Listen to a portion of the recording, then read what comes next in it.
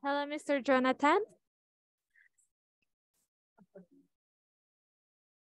Recording in progress. This is Tari from the broadcasting. So I'm just gonna check your audio for a second. Can you unmute for a little bit?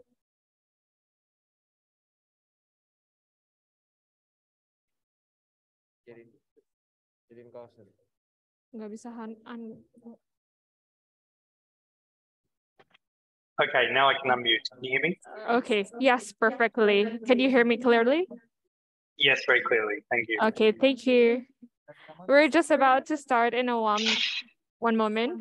We're just briefing up here. Okay. Thank you.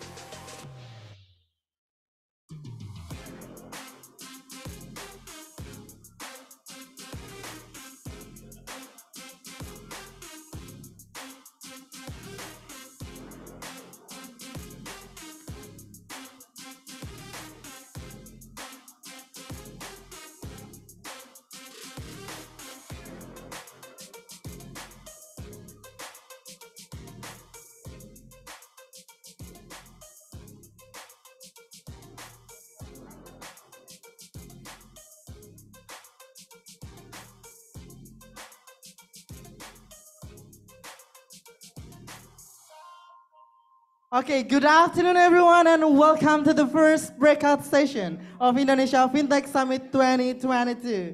In the topic of in the topic of customer verification transformation, where we are now and where we want to go. Please give a round of applause.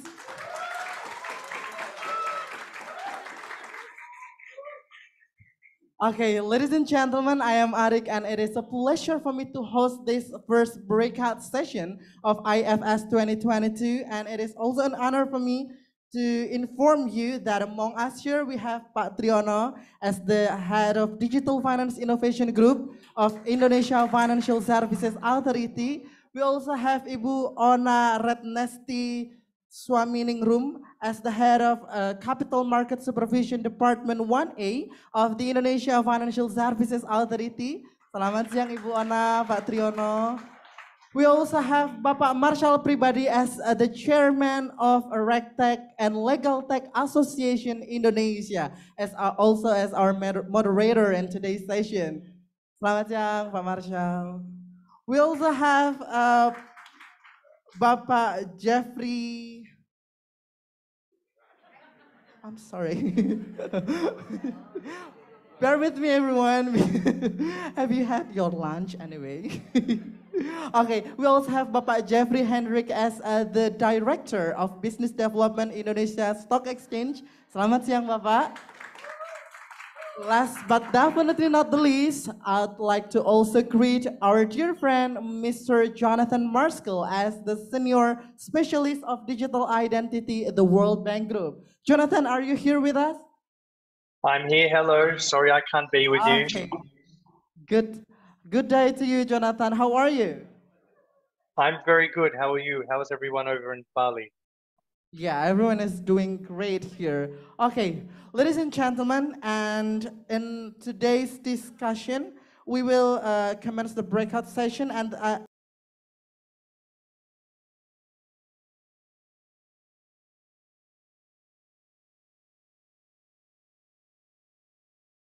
Association Indonesia, the one and only. Please give it up for Pak Marshall.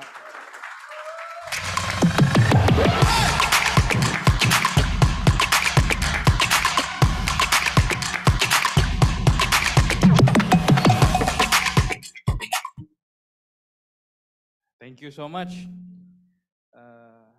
Om Swastiastu, Assalamualaikum warahmatullahi wabarakatuh, Namo Buddhaya, salam sejahtera, salam kebajikan bagi kita semua. Good afternoon, everyone, distinguished the panels, Bapak Triono Gani, Ibu Ona Retnesti Swaminingrum, Bapak Jeffrey Hendrik, and Jonathan Marskell. Jonathan, are you there? I'm still here. Hi, Marshall. Hi, long time no see, Jonathan. Yes. Right, yes. So ladies and gentlemen, today we are going to host a very interesting topic in which every time we talk about digitalization in finance, every time we talk about digital economy, of course, customer verification is the cornerstone, the very foundation that enables digital finance. Right? And more than that, not only we are going to talk about customer verification, but as we can see the development in several countries, they already introduced legislations on digital identity. And we have Jonathan here from ID4D World Bank, which is the Identity for Development, a program of the World Bank that is focusing on enhancing digital identity development in many countries, right? So it will be a very interesting topic since ID4D is currently working together with Indonesian government. So we would also love to hear the updates, and we would also love to hear the perspectives here from OJK, right? How OJK is going to regulate customer verification, and in the near future, how OJK is viewing about the development of digital ID. And we also have the director of the Indonesian Stock Exchange.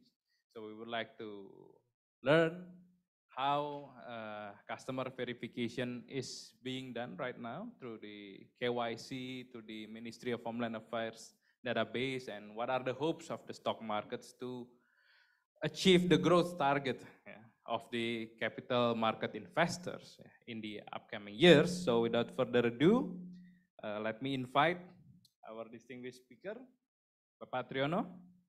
Floor is yours.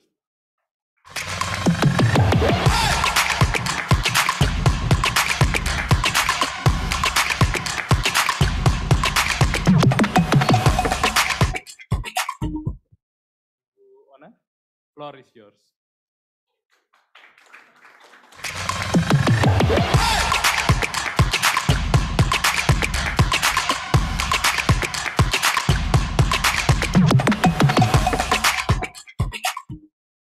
Bapak Jeffrey, floor is yours.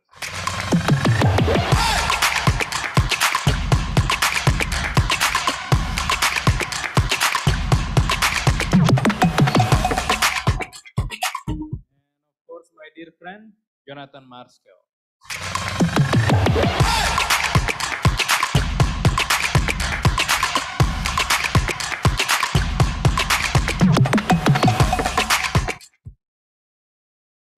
Okay, right. So I guess all of us had our lunch, and before we get to sleep, let's start the session. I think we could start from Pak Triono. Please, Pak Triono, you have approximately 10 minutes. 10 Pak. minutes. Right. Okay, thank you so very much, Marshall, colleagues. Good afternoon, everyone. This is a very hard time for myself and also for the audiences because of, afternoon time would be very hard for us to learn something because it's not proper time to learn. But anyway, let me start by showing something. Can I just show the slide? Okay. I have 10 minutes, so I don't want to go through all the slides, but I have at least one slide that I would like to show you. My speech would be a little bit high level, and we are not talking definitely about technical things, but this would be portraying what is now going on in our market, especially why we need the function of verifications and all the things related to that, because it will be relating to the development of the economy itself. The prerequisites of the economy, especially if we'd like to build the digital economy, we certainly need some infrastructure that we should build. Please directly go to the slide number 2 or 3. Yeah, this is the one. If you don't mind, I just want to stand up here. So basically, if we see this graph, I can tell you that at least we are now moving into the very advanced economic digital economy. In this case, probably we are going to adopt Web 3.0 or metaverse. But before we going to that point, we need to do some step-by-step approach. For example, when we are still doing the paper-based activities, we always require a QIC process done by all the paper-based things. But when we then embrace the paperless working process, we then need eQIC, for example. So the QIC process digitalized a little bit, when we do the less paper. But when we are done moving into more less paper community or the working process, then one level requirement came up, that this is the electronic signature, because we do see that the paperless working process needs some verification and also requires some legal issues in content of the paper. So we need the electronic signature if we want to go or if we want to have a paperless business process. And we then move one level up. And if we consider that the paper is unvaluable, so definitely we don't need anything. But if we can then see the paper is now have a value intrinsic in the paper, so we need something. For example, we need a digital signature, or we have to really make sure that the digital paper is not modified without permission. I think uh, once we consider that the paper is contain the value, so we definitely need the electronic signature, and then we can convert that digital document into digital asset. So this is very important issues as well. When we have a digital asset, it means that we are moving into the token society. Then we need, if we would like to move one level up, so we need digital ID to entering the Web 3.0 or the metaverse. Yesterday, I spoke to some gentlemen about the possibility to adopt blockchain system, for example, and we are also talking this morning about cryptocurrency. The thing that is more decentralized requires something that can be hard, maybe create a more security on that. So in this case, definitely the digital ID should be in place. Even though this is probably a decentralized system, but still, according to the AML and CFT regulation, we still have to identify, be able to identify and to see who is really doing the transaction. So this is very important issue. So the pseudo anonymity would be very serious issue and could be resolved by adopting the digital ID system. So I think those are three steps that we require to have in Indonesia especially, and I think this is also valid for every economy that would like to move from the traditional into more digitalized economy. I think that's my 10 minutes. I would like to also receive some questions and answer later on. Thank you very much. Sure, fantastic. Thanks so much, Pak Triyono. Okay, you're going to the next speaker. Ibu Ona, silakan Ibu. Ada slide-nya mau ditampilkan juga kan, kalau nggak salah. Ya.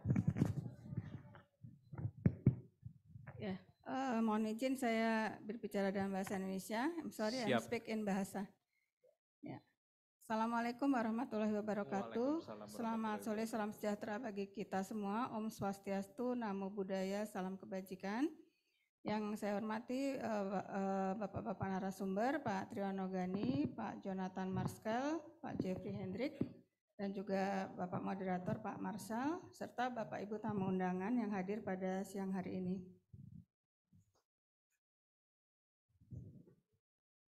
Mungkin bisa di slide pertama, ini agendanya yang kali ini akan kami sampaikan. Itu ada 2 poin, yaitu yang pertama terkait dengan kebijakan penerapan KYC di industri pasar modal yang berlaku saat ini. Dan yang kedua terkait dengan peluang dan tantangan bagi OJK ke depan dalam merespon perkembangan teknologi, khususnya terkait dengan pemanfaatan teknologi untuk mendukung customer verification.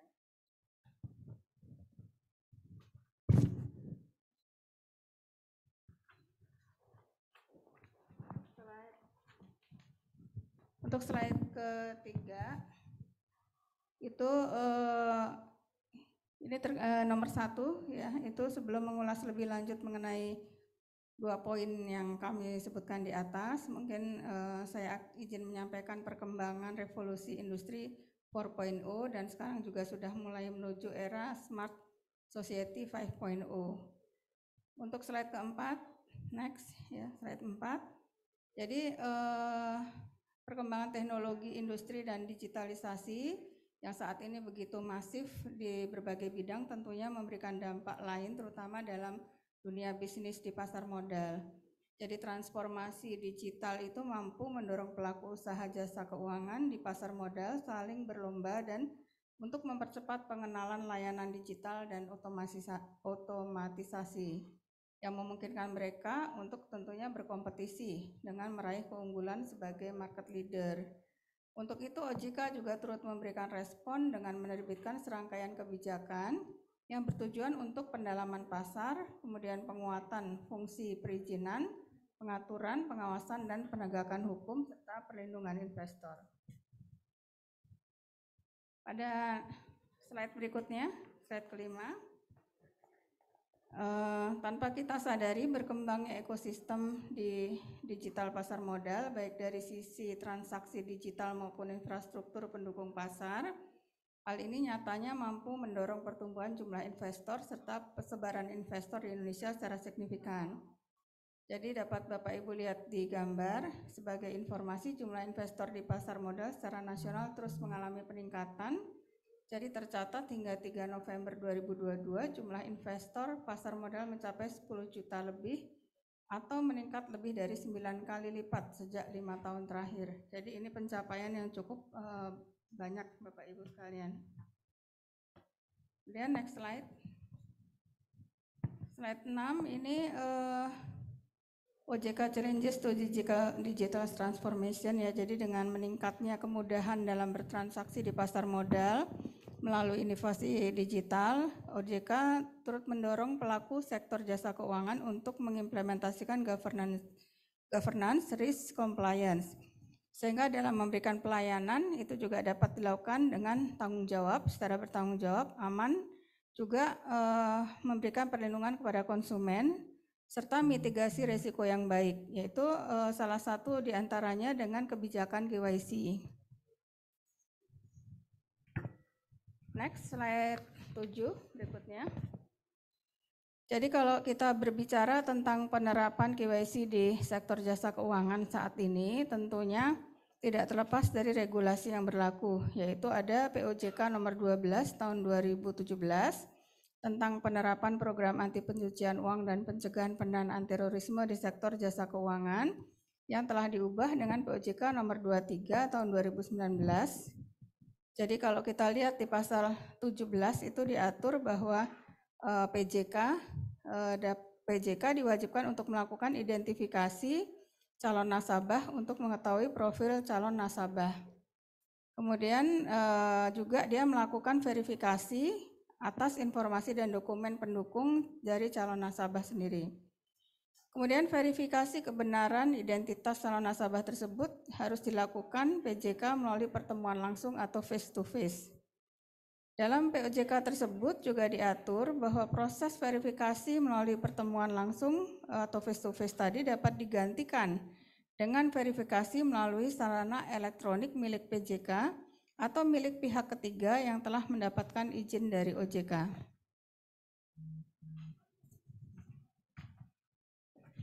Kemudian proses verifikasi melalui face to face tadi dapat dikecualikan ya dengan dua ketentuan, yaitu apabila verifikasi dilakukan melalui proses dan sarana elektronik milik PJK atau calon nasabah, ini bisa dikecualikan. Dan satu lagi, verifikasi wajib memanfaatkan data kependudukan yang memenuhi 2 faktor autentifikasi, yaitu what you have, dalam hal ini dokumen identitas berupa KTP elektronik atau identity card ya. Dan what you are, dalam hal ini data biometrik, antara lain dalam bentuk sidik jari milik calon nasabah. Kemudian selanjutnya dalam ketentuan dalam pasal 41 itu juga dalam POJK ini juga diatur bahwa PJK dapat menggunakan hasil CDD yang telah dilakukan oleh pihak ketiga terhadap calon nasabahnya yang telah menjadi nasabah pada pihak ketiga tersebut. Implementasi dari penggunaan hasil CDD yang telah dilakukan oleh pihak ketiga tersebut tentunya harus didasari dengan kerjasama antara PJK dengan pihak ketiga tersebut. Dalam hal PJK menggunakan hasil CDD yang telah dilakukan oleh pihak ketiga, tanggung jawab CDD tetap berada pada PJK tersebut. Kemudian next. Pada slide yang ke-8 ini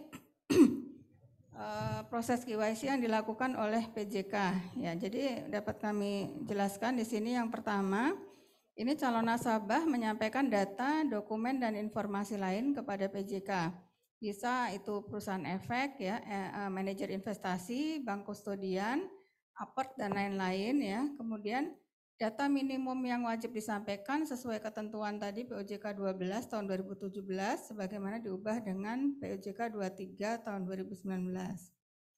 Pada konteks nasabah di pasar modal, dalam pembukaan rekening nasabah terdapat kewajiban tambahan yaitu membukakan subrekening efek atau investor fund account atau IFWA dan membuatkan SID di LPP, dalam hal ini KSEI.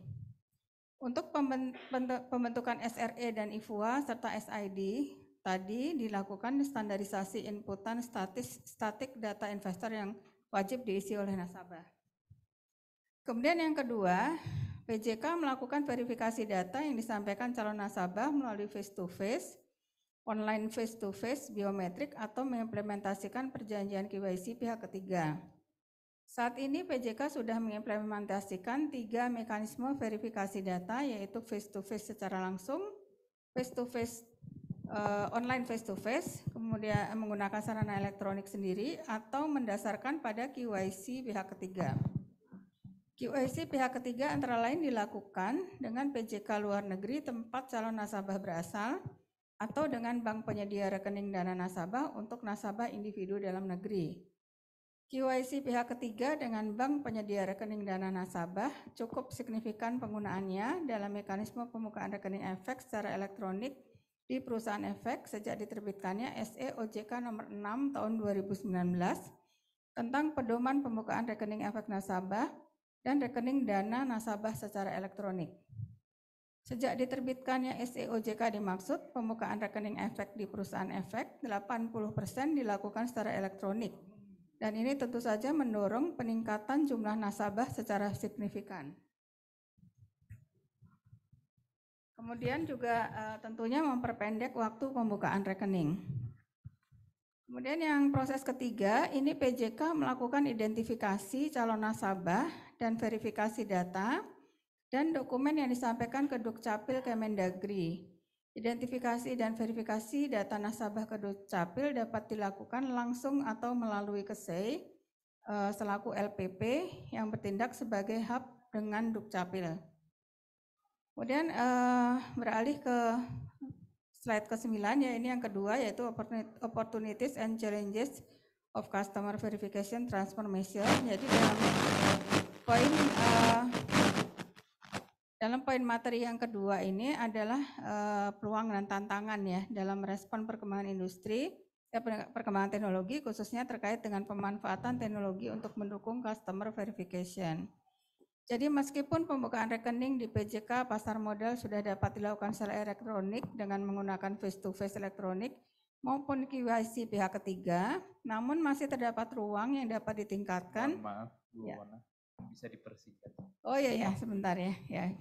Untuk efisiensi proses sekaligus peningkatan integritas hasil customer verification khususnya dengan menggunakan teknologi informasi.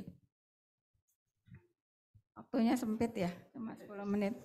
Baik, mungkin ya, next. Nah, ini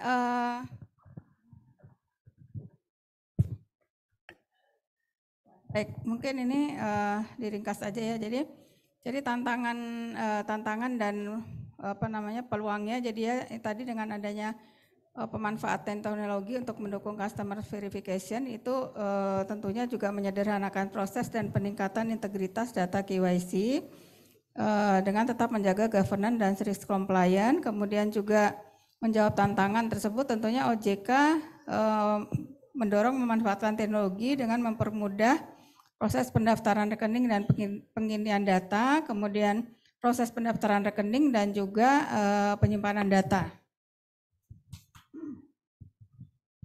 Ya, jadi ini juga mungkin KYC ini juga yang slide 11 mungkin ini hal terkait KYC admin. Ya, KYC administration ini yang sedang dilakukan pengembangan di 2022 sampai 2023. Jadi OJK mendorong lembaga penyimpanan penyelesaian untuk melakukan KYC admin ya yang targetnya di 2023.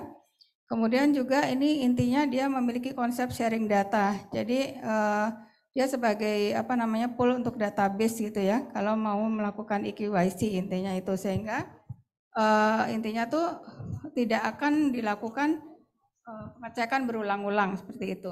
Jadi mungkin lebih tepatnya dilihat di slide yang 12 ya. Nah ini lebih menggambarkan, jadi kalau yang sebelah kiri itu intinya kalau misalnya satu investor itu menggunakan satu PJK misalnya perusahaan efek gitu ya, kemudian dia menggunakan lagi perusahaan bank kustodian, maka data dia bank kustodian ini cukup mengecek lah intinya ke database yang ada di KSEI tadi gitu ya, di LPP tadi, sehingga nanti tidak perlu berulang-ulang melakukan pengecekan intinya gitu. Ya, jadi kalau yang lama yang sebelah kiri itu kan memang harus satu persatu melakukan pengecekan. Jadi kalau investornya ke perusahaan efek, maka perusahaan efeknya melakukan pengecekan sendiri. Ke BK dia ngecek sendiri gitu ya. Diceknya berulang-ulang gitu. Dokumennya juga menjadi banyak. Tetapi kalau yang baru yang kanan itu intinya maka dia cukup misalnya masuk ke perusahaan efek ngecek di KYC admin. Nah kemudian nanti kalau dia masuk ke PJK lainnya maka datanya sudah ada intinya gitu. Dan data ini juga secara terus-menerus dilakukan pengecekan untuk updatingnya. Mungkin itu. Terima kasih Pak Marcel. Terima kasih Bu Ona. Yeah, so if I could summarize some interesting point, is that actually the KYC in the capital market sector is already being digitalized.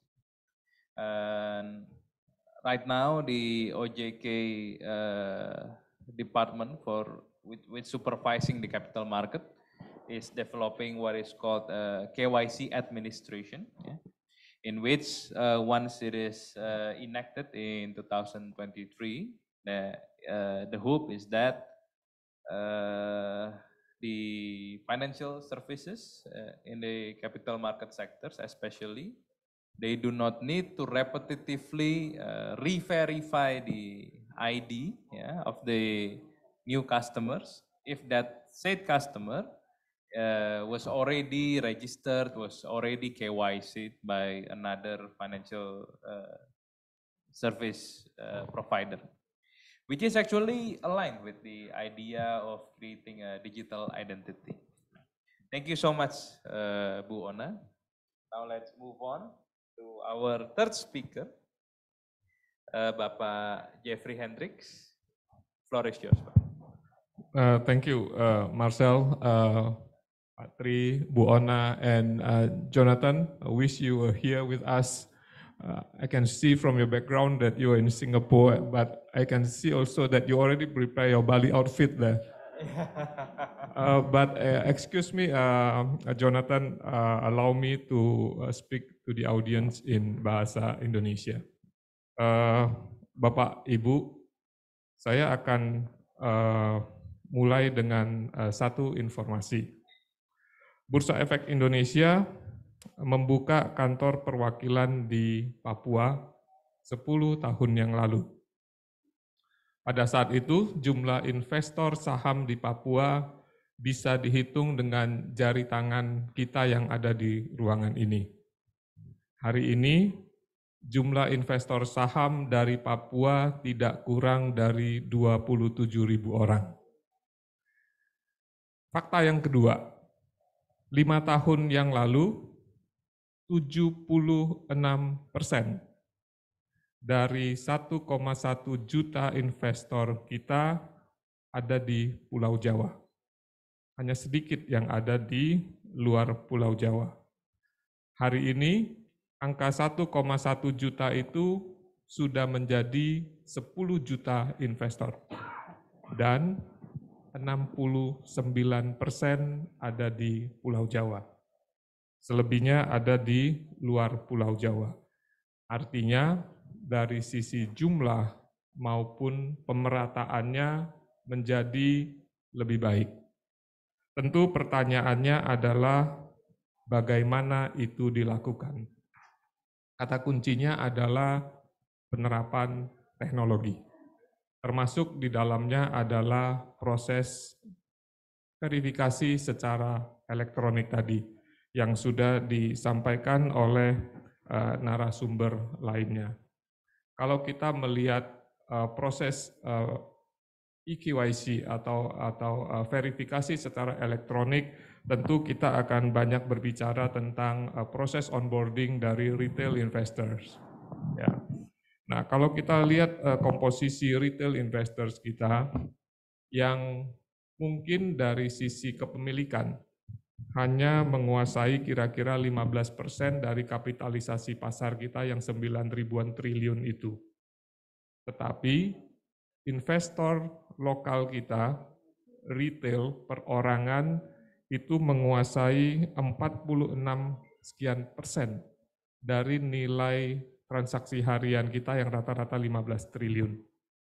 Ya, bersama dengan investor institusi domestik, investor lokal kita kontribut 70% dari transaksi harian.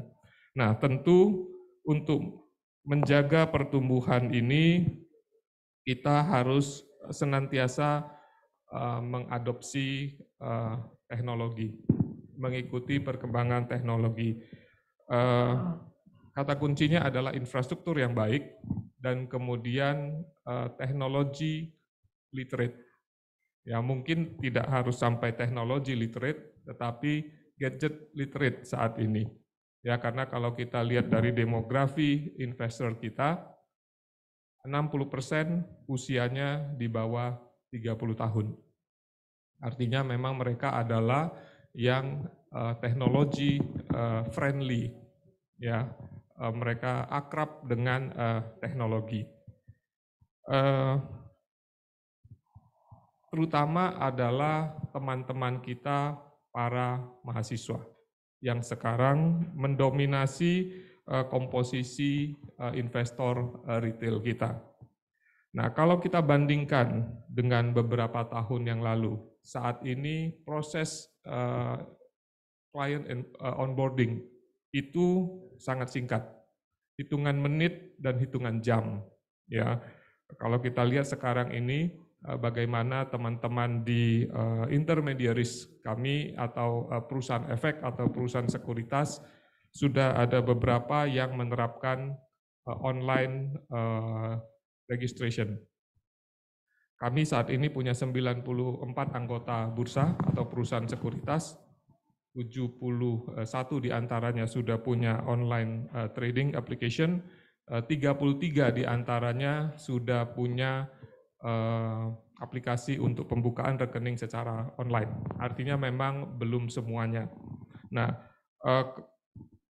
kebanyakan dari mereka sudah bisa menyelesaikan proses pembukaan rekening dalam hitungan kurang dari 1 jam. Ya, kalau kita bandingkan, walaupun sekarang stepnya kira-kira ada 8 step ya, secara general ada 8 step. Kalau dibandingkan dulu stepnya mungkin lebih sedikit. Ya, kalau dulu stepnya kirim dokumen, tunggu, berdoa, tunggu lagi. Ya, itu adalah step yang dulu. Ya. Karena dulu itu Bapak Ibu, kalau kita mau acquire satu klien dari Papua, acquisition cost kita itu kira-kira 200.000.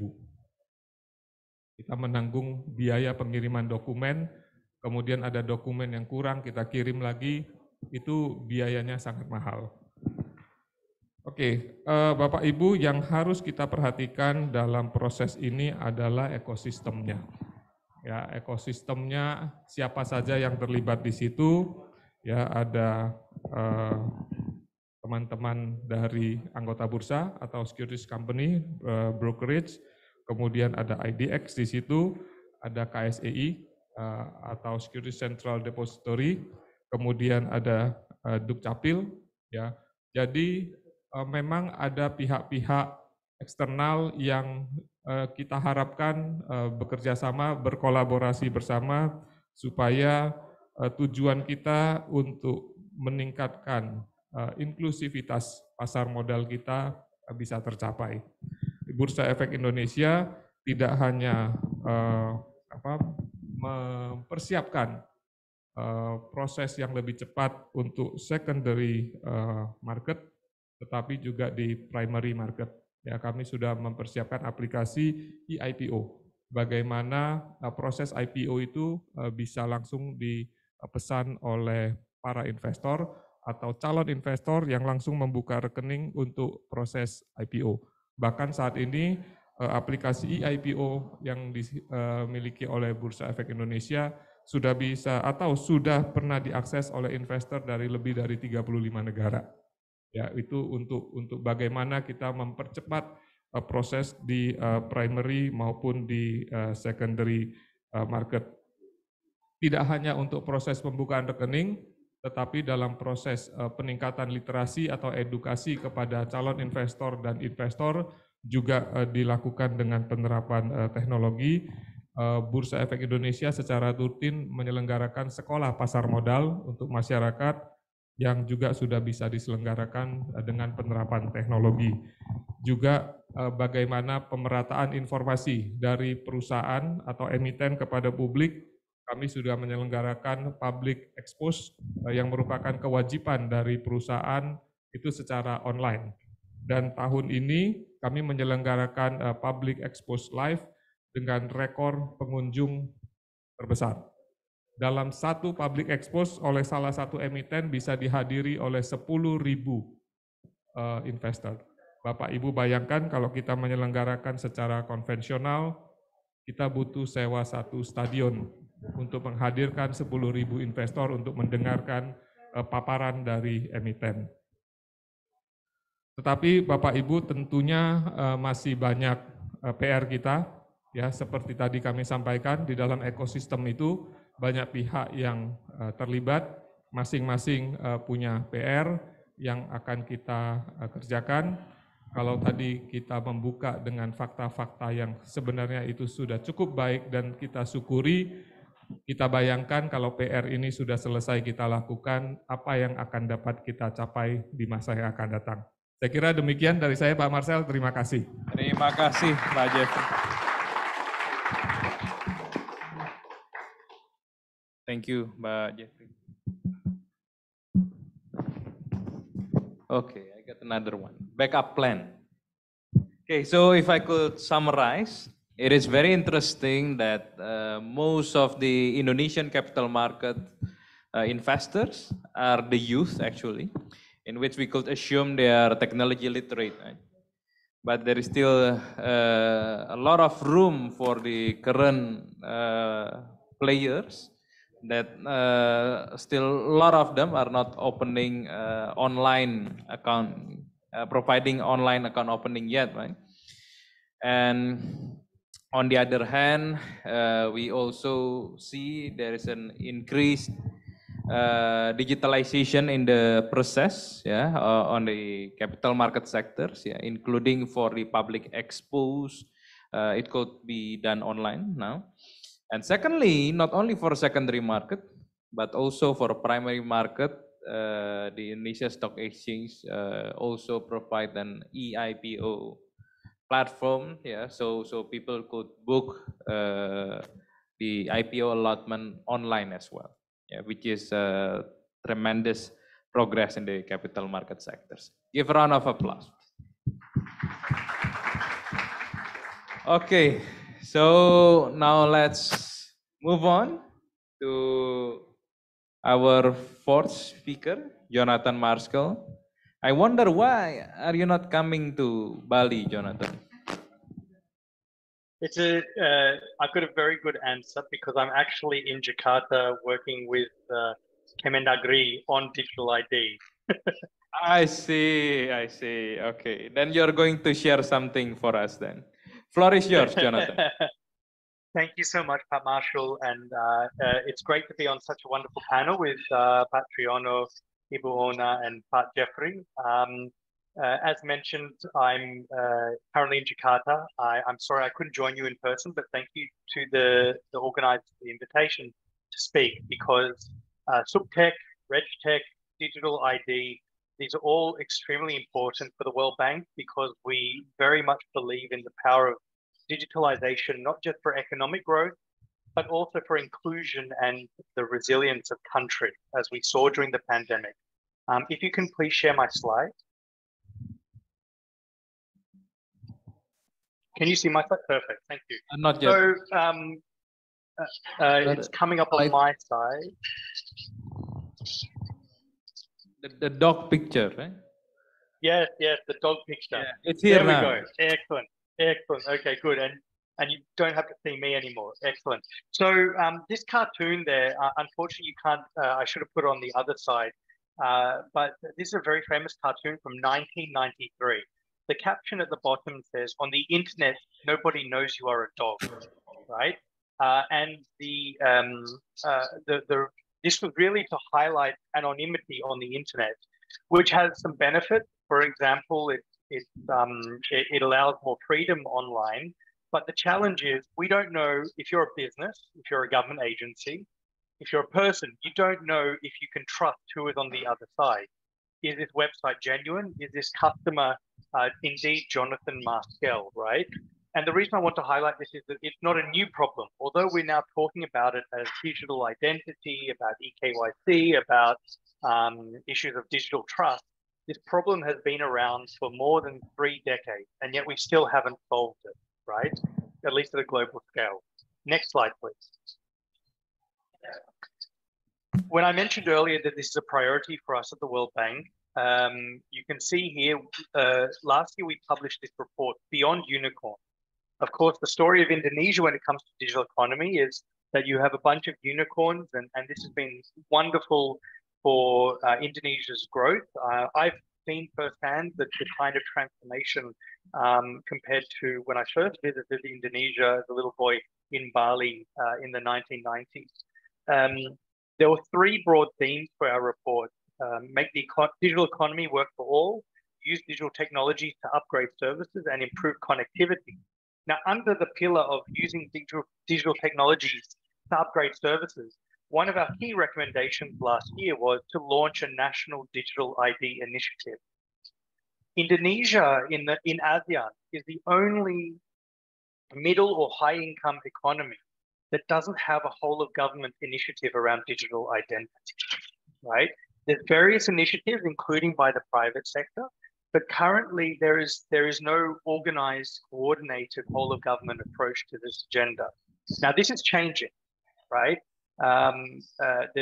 We see a lot of momentum around this agenda now within Indonesia, which is very exciting.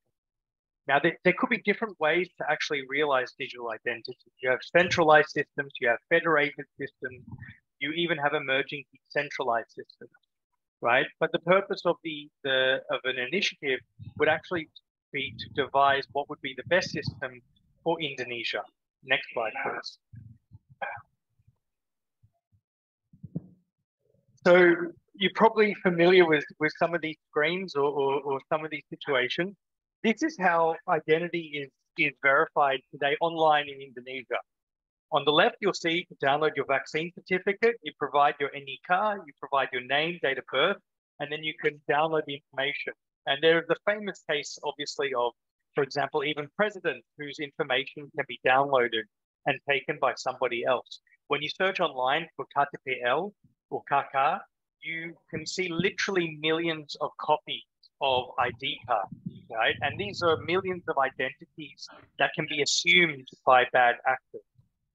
The other way that is commonly done is this selfie holding an ID, right? So, and if it doesn't work, then there may be a manual process for exception. I've also recently heard there's another government agency who's launched facial recognition in their app, but the performance is not going so well because they're using photos that they captured, sometimes as long as 10 years ago, not according to standards that would be optimal for biometric recognition, right?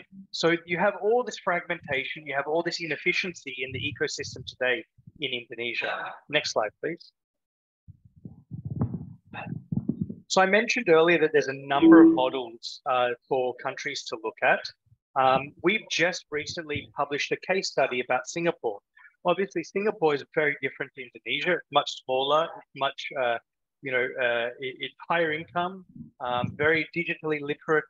It's essentially a single island where connectivity is everywhere. So what works in Singapore may not necessarily work in Indonesia, but there's a lot of useful insight there on how this digital ID in Singapore, which is called SingPass, how that works. And you can download that. There's a QR code there. But essentially, what was the key success factor for Singapore? The key success factor was that the National Digital ID was a natural extension to the National ID card, right? So in other words, an extension of the KTPL. Citizens know that if they have a problem with their ID card, or if they need to access an official service, they need to provide their KTPL or KK. And who is the stakeholder in Indonesia that's responsible for that? That is Dukcapil and the Ministry of Home Affairs, right? So because there's that familiarity amongst the Indonesian population, because there's that familiarity amongst regulators, amongst the service providers, whether they're public sector or private sector, this is a key way to drive up adoption of a national digital ID. And this is precisely what we're working with Dukcapil on, is to look at how something like this can be built in Indonesia. And in fact, there is a pilot looking at, to start off with, very simple, presenting the KTPL on a phone, not the physical one, but in a smartphone application to present that. The next step is to look at how this can be leveraged to verify identity online, essentially like a single sign-on. Next slide, please.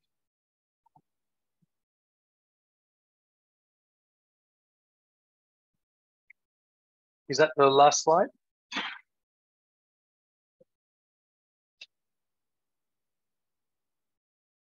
Okay, that must be my last slide. Okay, so my advice to Indonesia is first to organize itself and launch that National Digital ID initiative, because we heard of a lot of good initiatives already with the previous speakers. There's even more.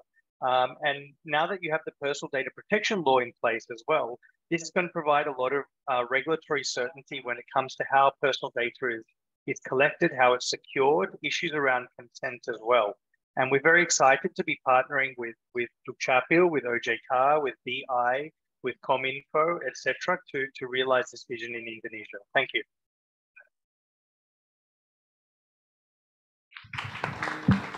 Oh, okay, it's working now. Right, so yeah, maybe one thing that I could summarize, that yeah, you were progressing really well after all this time. There's been breakthrough that the ID4D is working together with the Ministry of Homeland Affairs and potentially with, of course, other regulators too, right? In order to build the foundation for Indonesian digital ID, in which, as Jonathan has mentioned, Indonesia is one of the largest country with very good economic growth, which not quite advanced in the development on the regulation of the digital ID. So, ladies and gentlemen, now we are going to enter the Q&A session. So, first of all, maybe I will ask Pak Triyono. Pak Triyono, Dukcapil has opened their API for KYC for about maybe 3 or 4 years by now, including the biometric verification.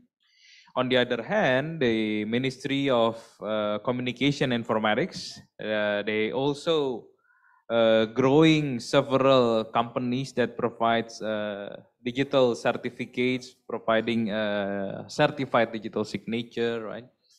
And as well as even OJK has a cluster of eKYC. It seems the ecosystem is there, yeah, for customer verification, for building digital trust. So with that in mind, what are the challenges that we are still facing to implement a reliable digital trust system? Okay, thank you, Marshall. I think the thing that is still considered as problem or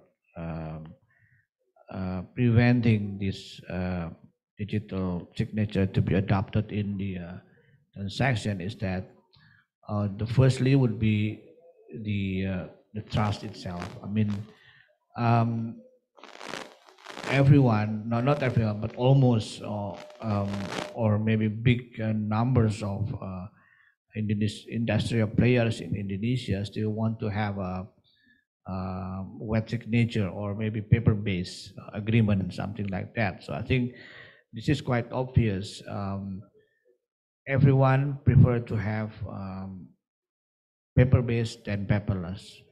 But now, since the COVID-19 breakout and then the changing of behavior of the customer, and certainly this upcoming digital business model, for example, the InsurTech, which can issue the insurance policy electronically. So I think this is quite a breakthrough that push everyone to look at another alternative for verifying the legal of the document. So I think then people start to think about adoption of a digital signature or the verification, digital verification.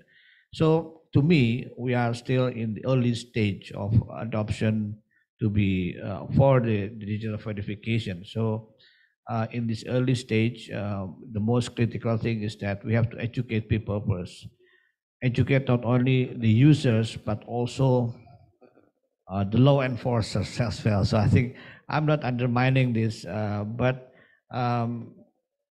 having discussion with some of the legal enforcer, I think we can see that we should still have, to not opening their mind, but try to influence them to think a little bit further or more advanced about the adoption of this digital verification. So I think this is most important thing that we have to do, and definitely in terms of OJK, we still have to prepare the infrastructure of regulation.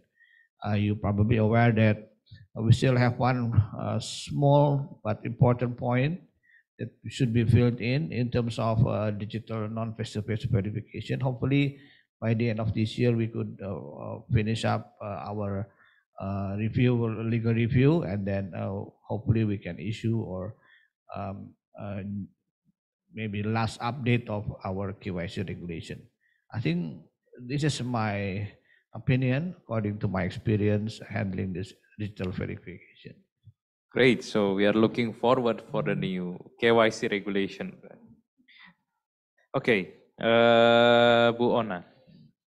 So, what is your biggest challenge in supervising the capital market sector, especially on the customer verification or the eKYC? Do you have any wish list for any regulatory technology companies, eKYC companies, in order to help you to solve those challenges?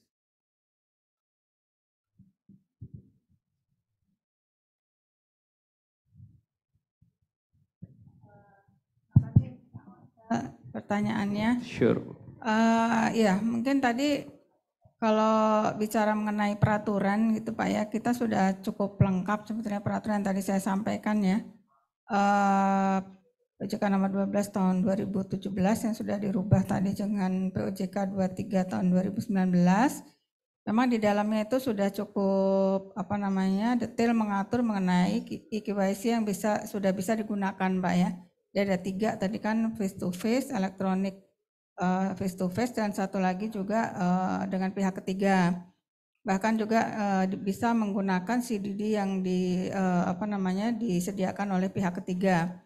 Nah, tapi memang untuk source-nya Pak ya, untuk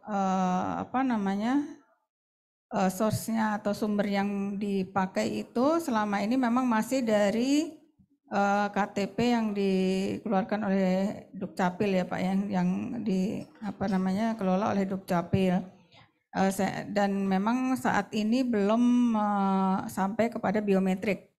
Nah itu yang memang kalau tadi ditanya bagaimana harapannya, tentunya juga kalau memang dimungkinkan ini bisa mendapatkan akses gitu untuk biometrik. Nah tentunya ini kalau dengan biometrik kan lebih mempercepat ya Pak semuanya ya, dan lebih istilahnya kan lebih mempermudah, efisien, mempercepat, dan tentunya juga lebih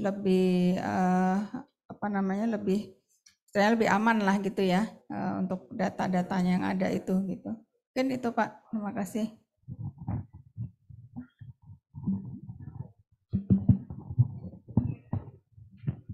Baik, terima kasih. Tes. Oke, Pak Jeffrey. So for the technology that is being developed, or maybe in the pipeline to transform the customer verification in the capital market sectors, can you share to us a bit about the journey and the vision about it in the near future? Okay, thank you, Marcel. As you can see in the slide before that, that's our journey, and I believe it's not it's a never-ending journey. If we talk about technology development, it will be a never-ending journey. For sure, IDX will always adopt with the technology, and of course to the regulation changes in the future for how we can increase or speed up the customer onboarding or customer experience process. Thank you, Pak Jeffrey. Okay, let's go to Jonathan. Jonathan, what's your view on the public-private partnership in building the digital trust ecosystem in Indonesia? How do you envision that the public and private sectors could work together and shape up the digital ID ecosystem in Indonesia? Thank you so much, Pat Marshall. So it's a very important question. First and foremost, this will be key to realizing the full value of the digital economy, because the government cannot do everything alone.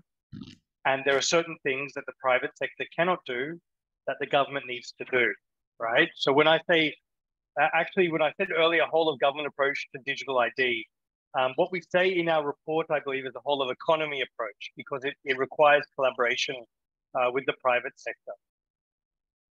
When I said there's things that the government needs to do, so for example, the population data, right?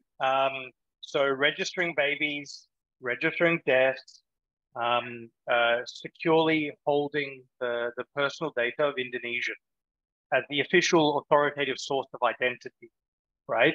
So I'm Jonathan Maskell, and the data that's held within, well, I cannot claim to be somebody else because the government recognizes me as Jonathan Maskell. There's a layer above identity where I think the private sector has a very strong role to play, and particularly able to do this at a greater speed, scale, and more innovatively. So Pat Marshall mentioned e-signatures and certificate authorities. That's a very good example where there's a lot of value-add services that can be built on top of a digital identity that the government may not be able to do as well, right? So that's one example where there is value-added services that can be built on top. Then I think when you consider that the infrastructure required, the ICT infrastructure required to do this at a scale, in Indonesia, 280 million people, obviously not all are online, but hopefully soon, that will be the case. But the infrastructure requirements are very massive. And so there could be a role to play in terms of having scalable infrastructure, through the use of cloud, through the use of other emerging technologies to make this more efficient. The final area I would say is regarding the use case. A number of countries, including my own in Australia, have not had the most successful digital ID programs because the use cases have focused on government services. The reality is people do not like interacting with the government, right? Because usually when you interact with the government, it's about taxes, it's about compliance, those kinds of issues.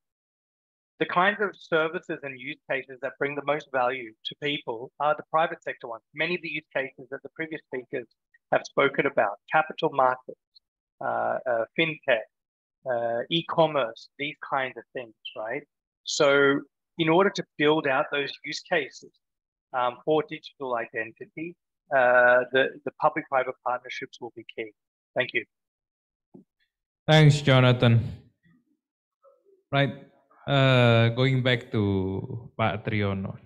So what do you think that still need to be done to support the vision of digital trust system implementation, maybe from regulator side and also from the industry side?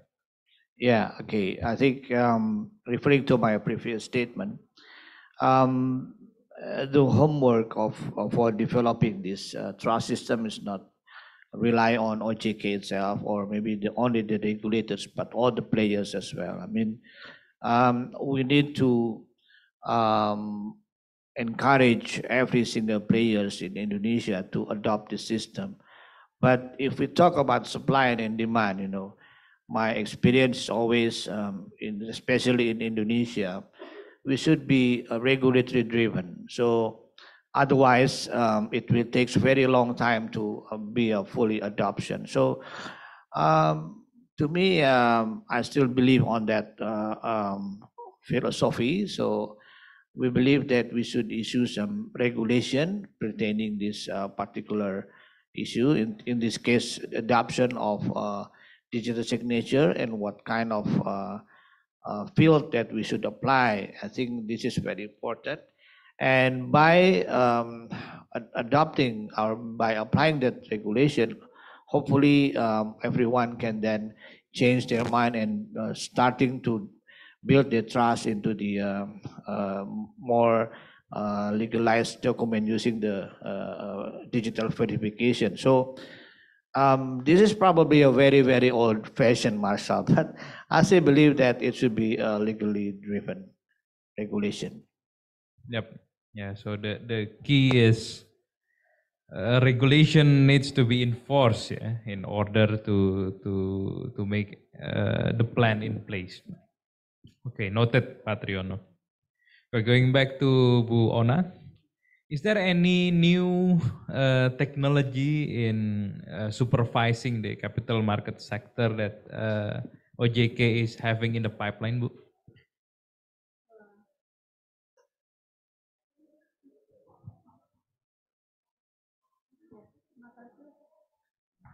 Mic-nya? Ya, makasih pertanyaannya Pak Marcel ya. Iya, Bu. Jadi kalau kita bicara subtek ya Pak ya, ini tadi apa namanya, mungkin kita perlu tahu dulu tujuan pemanfaatan subteknya ya Pak ya. Jadi kalau memang kita pahami itu kan untuk apa namanya, membantu untuk menganalisa data dan pengolahan data tentunya ya, juga dengan mengintegrasikan seluruh infrastruktur yang ada. Kemudian juga meningkatkan efektivitas proses pengawasan, dan yang tiga juga mempercepat tentunya apa namanya, proses penegakan hukum gitu ya. Nah, saya punya data sedikit terkait pengembangan subtek yang ada di OJK. Pengembangan subtek yang ada di OJK, saya kebetulan membawa sedikit keterangannya Pak ya. Jadi ada beberapa itu yang untuk mendukung pengawasan di sektor pasar modal yang sedang dilakukan pengembangan subtek gitu ya. Antara lain terkait pengawasan aktivitas emiten dan perusahaan publik, termasuk otomasi penetapan sanksi atas laporan berkala emiten dan perusahaan publik, juga pengembangan analytical tools untuk data laporan keuangan emiten dan perusahaan publik pada dashboard Enterprise Data Warehouse OJK. Nah, jadi ini memang kita memperkuat Pak untuk pengawasan. Kemudian juga OJK bekerja sama dengan SRO juga melakukan pengembangan subtek, itu antara lain indikator krisis manajemen protokol, jadi CMP, dan potensi penyalahgunaan reksadana, dan juga pengawasan kepemilikan efek. Jadi pengembangan ini kita lakukan terus-menerus sepanjang tahun, baik dilakukan oleh OJK sendiri maupun bersama-sama dengan SRO. Ini itu Pak, makasih. Fantastic, Bona. Yeah. So OJK has been making a very good progress in going through real-time online reporting and analytics of the reports. Yeah. So if there are any suspicious activities, it could be detected much faster, much closer to real time. Fantastic. Okay, Pak Jeffrey again. So in the capital market sector, we have what is called single investor ID. Right? So are you open to the idea that single investor ID can be incorporated with, let's say, the national digital ID that we are currently developing, or like the KYC, eKYC players listed at the group IKD OJK, or maybe digital certificate authorities and stuff?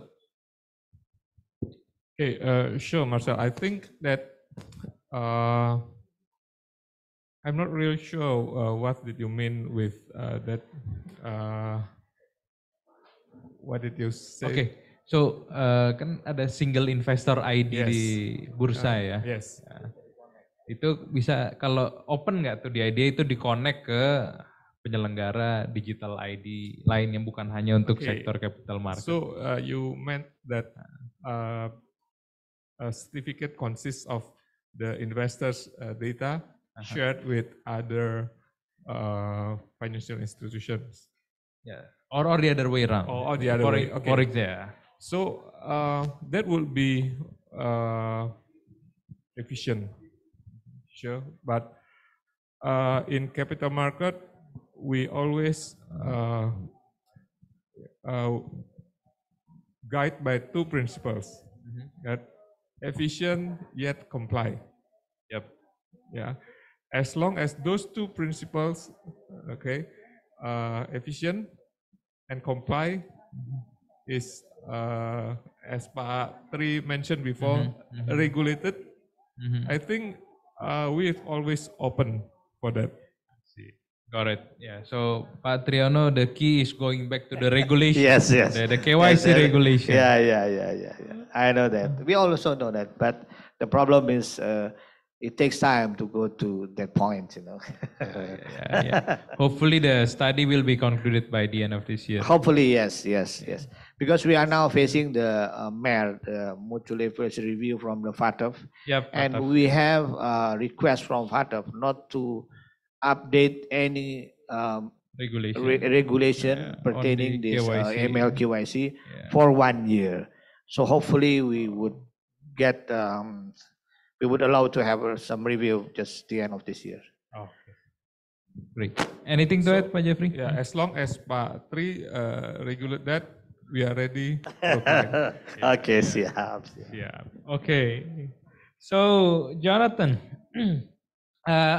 I think you must be aware, yeah, there are several digital ID initiatives actually being developed by several government institutions. For example, in the blueprint of the central bank BI, they have what is called payment ID.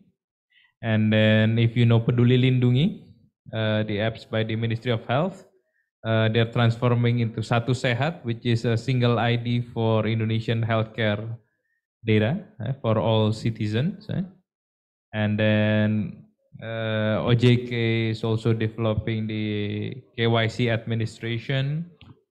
And Dukcapil obviously is also working on something for a digital ID, and the Ministry of Communication and Informatics also pushing the certificate authorities could also play a significant role in the digital ID ecosystem. So how do you see the ideal convergence of this initiative? So I think what's important about what you just described is that all of those initiatives that you mentioned, at the root or at the foundation of them is Dukcapil. You can't register with Peduli Lindungi, for example, if you don't have an NIK or if you don't get verified by your embassy in the case of a foreigner like myself, right? The BI payment ID is something different again, but in order to get into the financial system, you need to be KYC, which, according to regulation, depends at the root on population data with Dukcapil. And so what Dukcapil is doing is essentially the same, but for the digital world, right? It's not aiming to, and nor should it take over the space of what we call functional ID that serve particular use cases. It should enable those functional use cases, right? Now, as far as what would be the optimal model in Indonesia, it is first that there is, coming to what Part 3 said, there needs to be harmonized regulation, right? Because there are many different regulations governing these issues. Second, there needs to be common standards, right?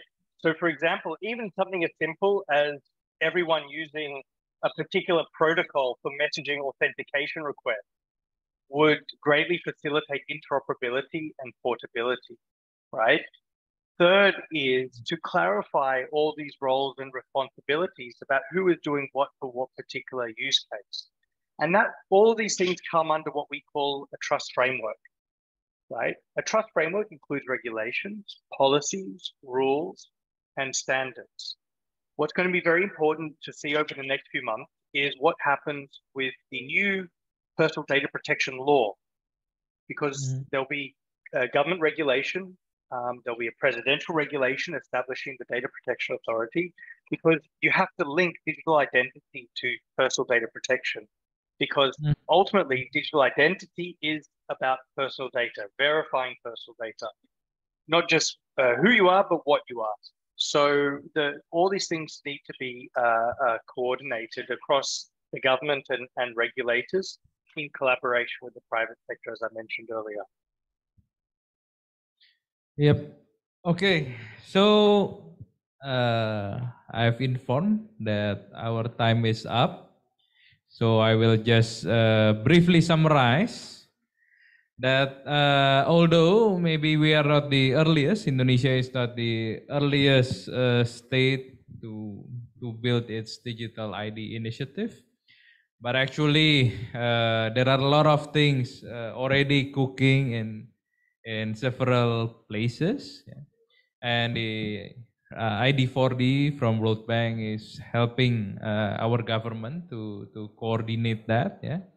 In which Dukcapil, which is the Director General of Population and Civil Registration, will remain to perform its current role to be the source of truth of the state-issued ID, right? But in which other players, including private sectors, yeah, could collaborate by providing the functional ID, at the operational level, at the transactional level, which is would foster innovations, and would also ease the burden of the government's security concerns, single points of failures concern, and also the budget concerns, among others, right? And in order to realize all of this ideal state of a digital identity ecosystem, of course, we also need supporting regulation, in which when we are talking about digital ID, one of the biggest industry that will consume it is the financial industry. So of course, we need the firm regulation from the Financial Service Authority and to some extent the central bank for the payment side.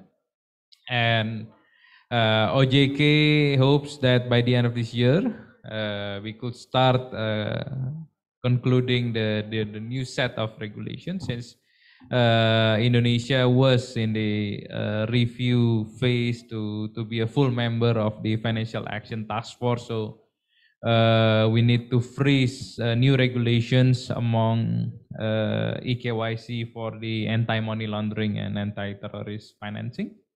But hopefully by the end of this year, we could start amending the regulation to foster a more concrete digital ID customer verification framework as a future-proof regulation. And of course, the capital market will also be benefited from this. Yeah, since of course there's still a very large room for growth for capital market investors. And of course, a trusted digital ID is one of the key in order for people to be as quick as possible, as easy as possible to onboard as a capital market investors, while also still complying with the regulations. I think that's all what I can conclude.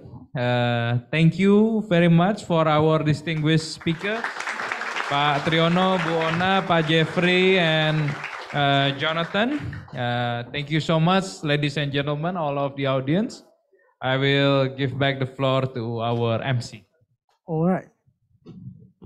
All right, thank you, Pak Marshall. But Bapak Ibu, please stay on the stage as we would like to take a group photo to commemorate this special event. Jonathan, we would like to also invite you to join our group photo. Please open up your camera. Okay. Maybe I'm going to count on 3, 2, 1. Once again, give us your big smile, Bapak Ibu. On 3, 2, 1. Okay, ladies and gentlemen, give it up for our wonderful speakers and moderator. We thank you again for the great discussion today. Okay, Bapak Ibu, silakan kembali ke tempat. Okay. Okay, everyone, let's call it a day. Thank you so much for joining us in this breakout session. And we'll see you again on the second day of Indonesia FinTech Summit 2022 tomorrow. Have a nice day, everyone.